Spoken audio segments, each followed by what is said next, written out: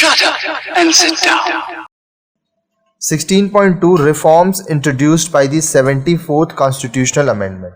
अब देखिए बहुत सारे ऐसे बदलाव हुए जो कि 74th कॉन्स्टिट्यूशनल अमेंडमेंट आया, 74वां हमारे संविधान में जो संशोधन आया। The recommendation and suggestion of several commissions and committees appointed by the central government from time to time to improve the urban bodies related in the enactment of the Constitution 74th Amendment Act 1992। अब देखिए केंद्र सरकार जो है वो समय समय पर जो शहर हैं उनका विकास करने के लिए, वहाँ पे जीवन स्तर को अच्छे करने के लिए बहुत सारे कमीशंस और कमिटीज़ का गठन किए थे। अब वो जो कमीशंस थे, जो कमिटीज़ थे, उनके सलाह पर, उनके रिकमेंडेशन सजेशंस पे एक 74th कॉन्स्टिट्यूशन, एक कॉन्स्टिट्यूशन एक्ट आया जिसको 74th अमेंडमेंट एक्ट कहा जाता है, 1992 में आया। Earlier state governments were free to manage their local bodies as they wished. अब पहले क्या होता था, जो राज्य सरकार होता था वो अपने इच्छा अनुसार जो लोकल बॉडीज हैं, जो स्थानीय सरकार हैं, उनको वो चलाते थे। The amendment made statutory provision for the establishment, empowerment and functioning of urban local self-governing institution। अब इस अमेंडमेंट में संशोधन में क्या हुआ कि ये प्रोविजन किया गया कि जो लोकल सेल्फ गवर्निंग इंस्टीट्यूशन बन जाएंगे, ठीक है, वो खुद से अपना काम करेंगे, उनके पास ये कार्य अधिकारी होगा और वो अपना कार्य खुद से कर पाएंगे पूरा freely. The main provision of this act can be grouped under two categories, compulsory and voluntarily। अब इसमें जो सबसे प्रमुख जो प्रावधान किया गया, जो प्रोविजन किया गया, वो ये किया गया कि ये जो कैटेगरी है इस एक्ट में, इस दो कैटेगरी होंगे, एक होगा कंपलसरी जो आपको करना ही है और एक होगा voluntary. Some of the compulsory provisions which are binding on all states are. अब राज्य के ऊपर कुछ कुछ जो कंपलसरी है कि हाँ भाई आप बाध्य हैं, आपको ये चीज करना ही पड़ेगा, वो क्या है कंपलसरी, मतलब जो कि आप जिस चीज के लिए आप बाध्य हैं, अनिवार्य है, ये आपको करना ही है। Constitution of Nagar panchayat, municipal council and municipal corporation in small, big and very big urban areas respectively. अब देखिए संविधान में नगर पंचायत, म्युनिसिपल काउंसिल होंगे, ठीक है, उसके बाद म्युनिसिपल कॉर्पोरेशन होंगे, चाहे वो छोटे बड़े या बहुत बड़े शहरी क्षेत्र हों, ठीक है। तो कहने का मतलब देखिए क्या हुआ, जो बहुत छोटा है वहां नगर पंचायत, जो बड़ा है वहां म्युनिसिपल काउंसिल्स और जो बहुत बड़ा क्षेत्र है वहां पे म्युनिसिपल कॉर्पोरेशंस होंगे। फिर reservation of seats in urban local bodies for scheduled caste, scheduled tribe रफली in promotion to their population. अब जो शहर में जो स्थानीय संस्थाएं होंगी उसमें कुछ रिजर्वेशन होगा, किसके लिए, SC ST के लोगों का, और ये उनके पॉपुलेशन, उनकी जनसंख्या के आधार पर होगा। Reservation of seats for women up to 1/3 seats. अब कुल जितना वहां पे सीट है उसमें 1/3 भाग महिलाओं के लिए आरक्षित होगा, रिजर्व्ड होगा।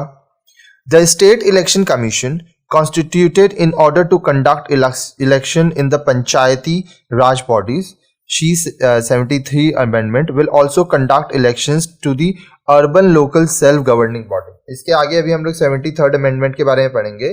तो जो स्टेट इलेक्शन कमीशन है, ठीक है, क्यों बनाया गया था, ताकि वो पंचायती राज बॉडीज के लिए इलेक्शन करवाएं, वो urban local self governing bodies का भी इलेक्शन करवाएंगे। तो दोनों का इलेक्शन कौन करवा रहा है, स्टेट इलेक्शन कमीशन, ठीक है। The state finance commission constituted to deal with the finance affairs of the panchayati raj bodies also looks into the financial affair of the local urban self governing bodies. अब देखिए चाहे कोई भी संस्था हो, उसको काम करने के लिए पैसा चाहिए, तो पंचायती राज बॉडीज और local urban self governing bodies, ये दोनों का जो पैसे से रिलेटेड वित्त संबंधी जो चीजें हैं उनको कौन देख रहा है, state finance commission. Tenure of urban local self-governing bodies is fixed at 5 years, and in case of earlier dissolution, fresh elections are held within 6 months.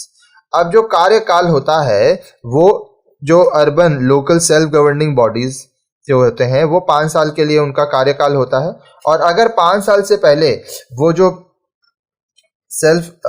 Urban local self governing bodies हैं अगर वो खत्म हो जाते हैं तो 6 महीने के अंदर फिर से इलेक्शन किया जाता है.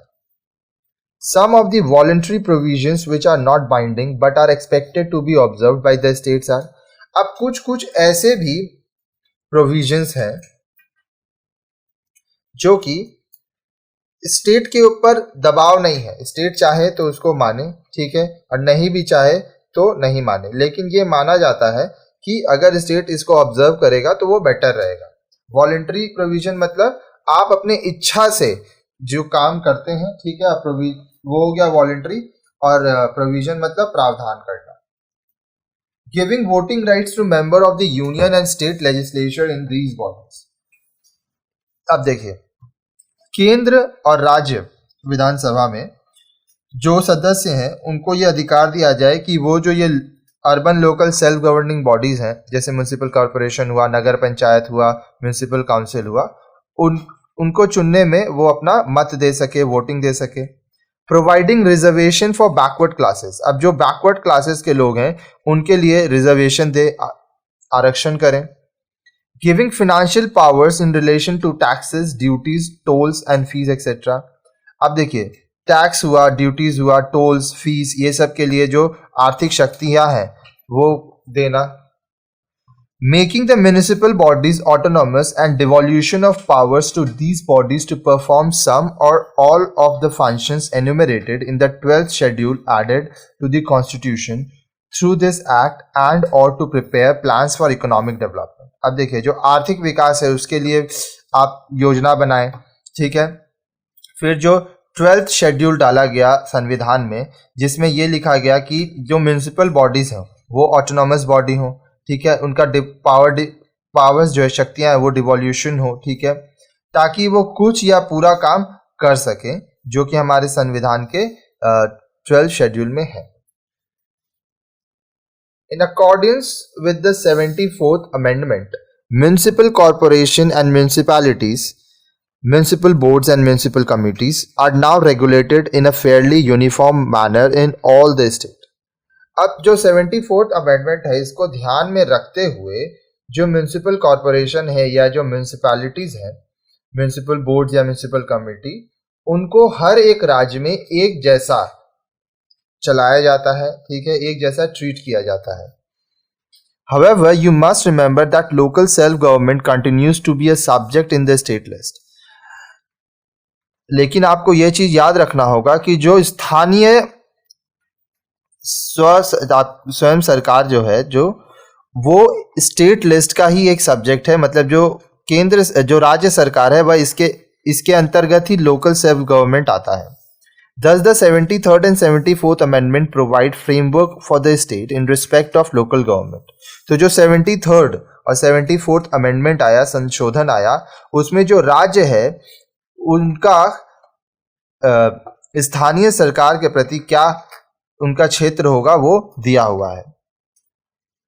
Thus, each state has its own election commission which conducts election to all local bodies after regular intervals of 5 years. तो हर एक राज्य का अपना एक इलेक्शन कमीशन है, ठीक है, जो हर 5 साल के बाद ये जो लोकल बॉडीज हैं, नगर पंचायत हो, municipal committees, municipal councils, municipal boards, इनके लिए चुनाव करवाते हैं. Each state has its finance commission to regulate finance of the local bodies. हर एक राज्य का अपना फिनांस कमीशन है ताकि ये जो लोकल बॉडीज हैं, जो ये स्थानीय संस्थाएं हैं, उनका जो फिनांस है उसको वह देख सके. Seats are reserved in the corporation and municipalities for scheduled caste and tribes. अब देखिए, जो कॉर्पोरेशन है, म्युनिसिपल कॉर्पोरेशंस जो हैं, उसमें SC ST schedule caste, schedule tribe के लोगों के लिए आरक्षण किया गया है, रिजर्व्ड है सीट्स.